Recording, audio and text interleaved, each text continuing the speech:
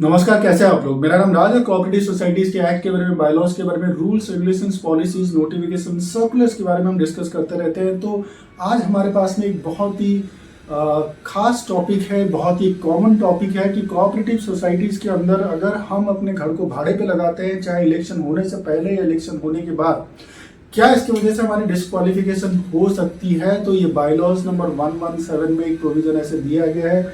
इसी को आज हम डिस्कस करेंगे कि disqualification of the managing committee member, and this is by virtue of bylaws number 11117। ठीक है। अब उसी के अंदर जो ये प्रोविजन दिया गया है कि नो पर्सन, ठीक है, शैल बी, अब यहाँ पे नो पर्सन का मतलब है नो मेंबर।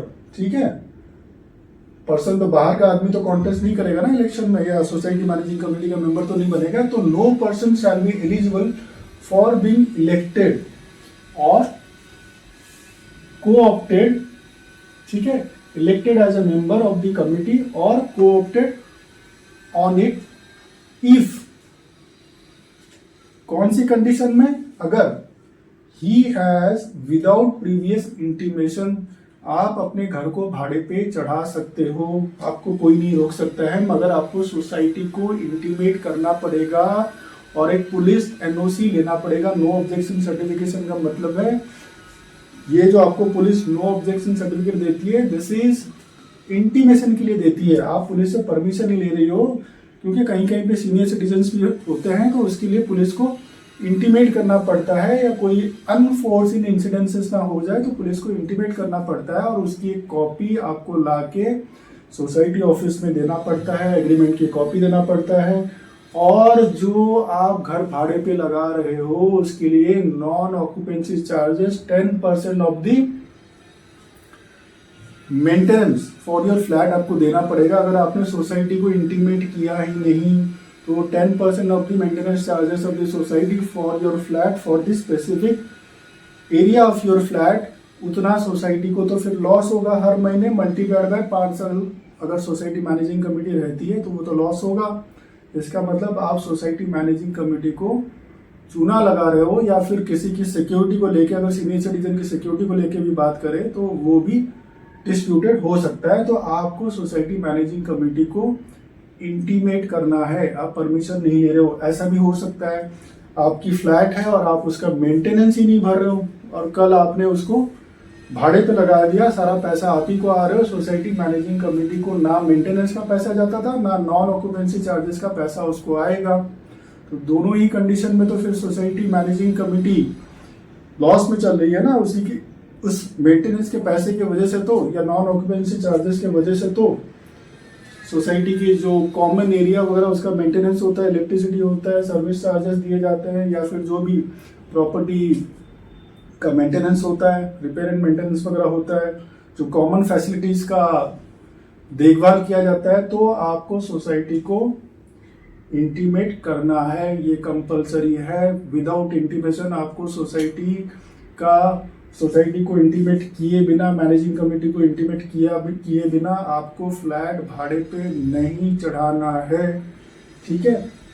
कैसे? मुंह से बोल के इंटीमेट कर दोगे क्या? आपको लिख के ये बताना पड़ेगा कि मैं अपना फ्लैट भाड़े पे चढ़ा रहा हूँ, चढ़ा रही हूँ। उसके लिए एक फॉर्मेट दिया गया है, उस फॉर्मेट को भर के आपको सबमिट करना पड़ेगा। क्या बताओगे? हैज सबलेट हिज फ्लैट और हर फ्लैट, श्रीमान हो या श्रीमती हो, मैं अपने फ्लैट को भाड़े पे चढ़ा रहा हूँ। अभी यहाँ पे थोड़ा सा समझने की जरूरत है। जनरली हम ये कंफ्यूज होते हैं कि लीव एंड लाइसेंस जो एक्चुअली भाड़े पे चढ़ाना होता है, जिसको हम भाड़ा चढ़ाना बोलते हैं, जो जनरली 11 महीने के लिए आप करते हो, फिर 11 महीने में आप उसको रिन्यूअल करते हो, वो लीव एंड लाइसेंस, जहाँ पे जो भाड़े में रहता है, जो टेनेंट रहता है, उसके पास उस प्रॉपर्टी को, उस फ्लैट को पॉजेस करने के छोड़ के, मतलब वहां पे फिजिकली रहने को छोड़ के और कोई भी राइट्स उसके पास में नहीं रहता है। अब दूसरा टर्म क्या आ जाता है? लीज। ठीक है। जनरली जहां पे जैसे लैंड वगैरह होता है तो वहां पे वो प्लॉट वगैरह आता है, वहां पे यूज कर सकते हो। अदरवाइज आप यहाँ पे यूज क्या करोगे? लेट ये भी भाड़े पे चढ़ाना होता है, ठीक है। फिर उसके बाद सबलेट। लेट मतलब आपने आपके भाड़े के एग्रीमेंट में एक ऐसा क्लॉज डाला कि जो टेनेंट है वो भी उसको भाड़े पे चढ़ा सकता है, ठीक है। तो आपने क्या कर दिया, लेट कर दिया। वही लीव एंड लाइसेंस है, मगर आपने ये एक्स्ट्रा क्लॉज उसमें डाला तो फिर वो वहां पे लेट हो गया, ठीक है। तो वहां पे फिजिकली प्रेजेंट तो वो रहेगा ही भाड़े वाला, प्लस उसको आपने क्या राइट दे दिया कि वो उसको भाड़े पे भी चढ़ा सकता है, ठीक है। अब क्या हुआ कि सबलेट, जिसको आपने भाड़े पे दे दिया, जिसके लिए आपने एक क्लॉज क्रिएट किया कि वो भाड़े पे भी चढ़ा सकता है, जिसको आपने भाड़े पे चढ़ाया वो भी भाड़े पे चढ़ा सकता है, उसने भी भाड़े पे चढ़ा दिया, तो ये क्या हो गया, सबलेट, ठीक है।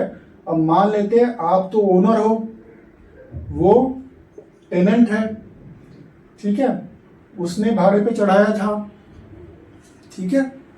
अब जो टेनेंट है वो भाड़े पे चढ़ा सकता है, ठीक है। उस कंडीशन में वो कैसे हो सकता है, अगर मान लेते हैं कि वो टेनेंट जो है आप ही का कोई ब्लड रिलेशन में हो सकता है, जिसको आपने भाड़े पे बहुत नॉमिनल चार्जेस में दे दिया और उसने भी भाड़े पे चढ़ा दिया, सबलेट कर दिया।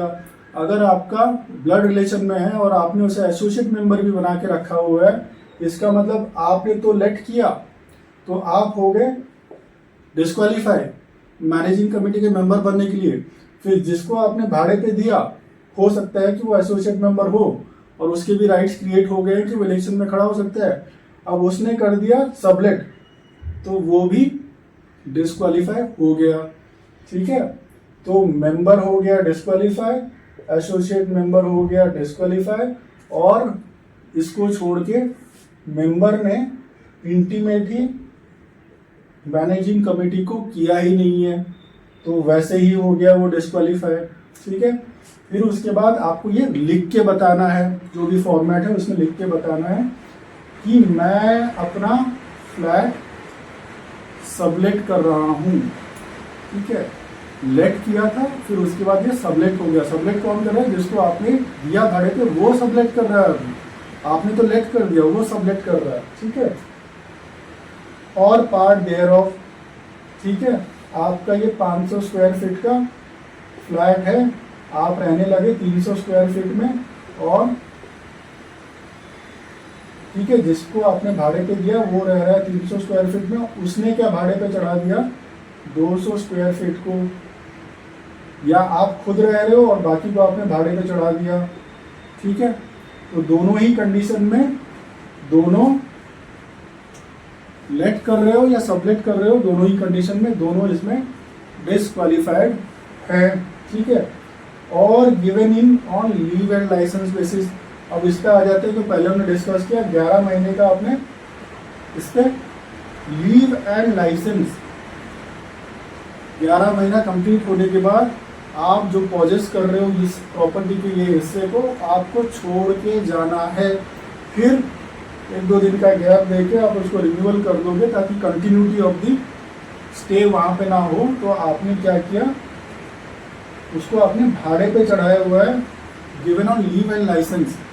यहाँ पे कोई राइट्स क्रिएट नहीं हो रहे हैं, जैसे लेट में एंड सबलेट में टेनेंसी के लिए टेनेंट को कुछ राइट्स आपने दे दिए थे, यहाँ पे कोई भी राइट्स नहीं है except possession of the property for leave purpose, for stay purpose, रहने के लिए ही, ठीक है।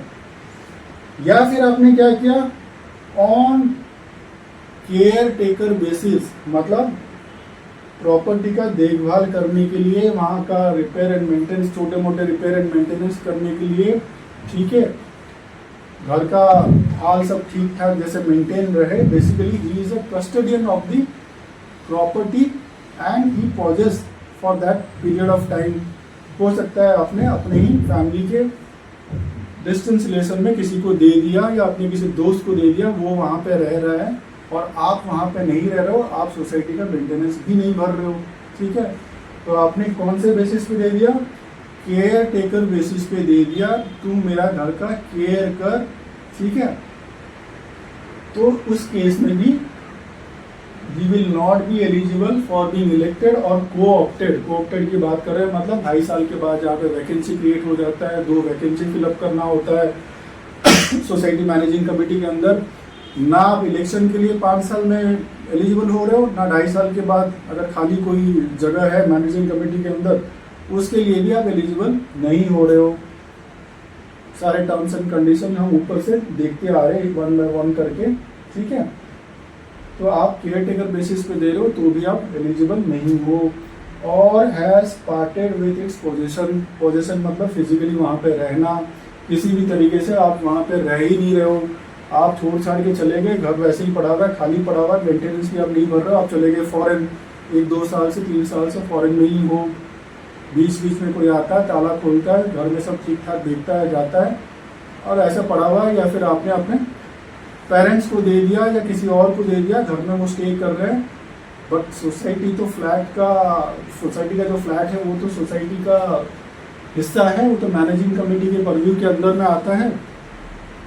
आप सोसाइटी की जो कॉमन एरिया है, जो कॉमन फैसिलिटीज़ है, वो तो आप एंजॉय कर रहे हो, कहीं पे झूला लगा हुआ बैठ रहे हो, कहीं पे कहीं पे स्ट्रीट लाइट है उसके लाइट्स आप एंजॉय कर रहे हो, कहीं पे गार्डन में आप बैठे हो, कहीं पे स्विमिंग पूल का आप एंजॉय कर रहे हो, जिम आप जा रहे हो, ये सब तो कॉमन फैसिलिटीज़ है, वो तो आप एंजॉय कर रहे हो। घर आपका खाली है, चाहे उसका कोई देखभाल कर रहा हो, मगर लाइबिलिटीज़ तो आपकी क्रिएट हो रही है, तो आपने पार्ट ऑफ कर दिया, मतलब आप फिजिकली वहाँ पे नहीं रह रहे हो किसी भी रीज़न के वजह से, इन एनी अदर मैटर, किसी भी रीज़न की वजह से, मगर प्रॉपर्टी आपके नाम पे है, उसका सही देखभाल सब कुछ चल रहा है, आपके लोग कॉमन फैसिलिटीज़ को एंजॉय कर रहे हैं, उस केस में भी आप you are not eligible for being elected और co-opted for being the member of the managing committee, ठीक है। और has sold his shares and interest in this society, जो आपका फ्लैट है आपने क्या कर दिया, वो आपने किसी और को बेच दिया, ठीक है, या आपने किसी और को ट्रांसफ़र कर दिया, ठीक है, या आपने किसी को गिफ्ट डीड कर दिया, या किसी को अपने विल पे दे दिया, सारी फॉर्मेलिटीज़ वगैरह कंप्लीट हो गई, सारा सब कुछ हो गया, उस कंडीशन में भी उसमें तो वैसे ही क्लियर है कि आप तो वैसे ही, क्योंकि आपके तो राइट्स खत्म हो गए, आपके टाइटल खत्म हो गए, आपके इंटरेस्ट खत्म हो गए, ठीक है ना, और आपके शेयर भी खत्म हो गए, तो वैसे ही आप सोसाइटी मैनेजिंग कमेटी के लिए कॉन्टेस्ट नहीं कर सकते हो, को-ऑप्शन में नहीं आ सकते हो। अभी इसमें देखने की बात यह है, इसमें 2 चीज़ दिए गए हैं कि इलेक्टेड, चलो इलेक्शन में तो तुम आओगे नहीं, 5 साल में जो भी इलेक्शन होता है उसके लिए आप एलिजिबल नहीं हो, और आप को-ऑप्शन जो है कि 2.5 साल के बाद अगर कोई जगह खाली है तो वहाँ पे चलो आपके चांसेस बन जाएंगे, आप डाल रहे हो सकता है आपको कमेटी के अंदर ले ले, मगर ये सब कंडीशंस है तो आप कमेटी के अंदर नहीं आ सकते हो। मगर यहाँ पे 2 चीज़ नहीं दिया गया है कि नॉमिनेशन, अगर आप नॉमिनेशन के बेस पे आओगे या फिर आपको कहीं से ऑथोराइज किया जाएगा, नॉमिनेशन के बेस पे भी आ सकते हो या कहीं पे ऑथोराइज किया जा सकता है, ठीक है ना, उस केस में आप आ सकते हो। क्या यहाँ पे थोड़ा सा ये ग्रे एरिया है, क्योंकि कोऑपरेटिव हाउसिंग सोसाइटी ही नहीं है, जहाँ पे सोसाइटीज, कोऑपरेटिव सोसाइटी अलग अलग टाइप के भी हो सकते हैं, जैसे गवर्नमेंट का जहाँ पे इन्वॉल्वमेंट हो सकता है, रिप्रेजेंटेशन हो सकता है, तो उस केस में ये ग्रे एरिया है कि यहाँ पे ये क्लियर नहीं है कि ऐसे नॉमिनेशन के बेस पे या ऑथराइजेशन के बेस पे वहाँ पे कोई आ सकता है या नहीं आ सकता है। मगर स्पेसिफिक अगर हाउसिंग सोसाइटी के बारे में अगर हम देखें तो this is very crystal and clear कि ये चीज़ें अगर होंगे तो आप सोसाइटी के मैनेजिंग कमेटी के मेंबर नहीं बन सकते हो। और ऐसे ही कोऑपरेटिव सोसाइटीज़ के अलग अलग प्रावधानों को जानने के लिए act, bylaws, rules, regulations, policies, notifications and circulars के बारे में जानने के लिए आप हमारे साथ पे जुड़े रहिए।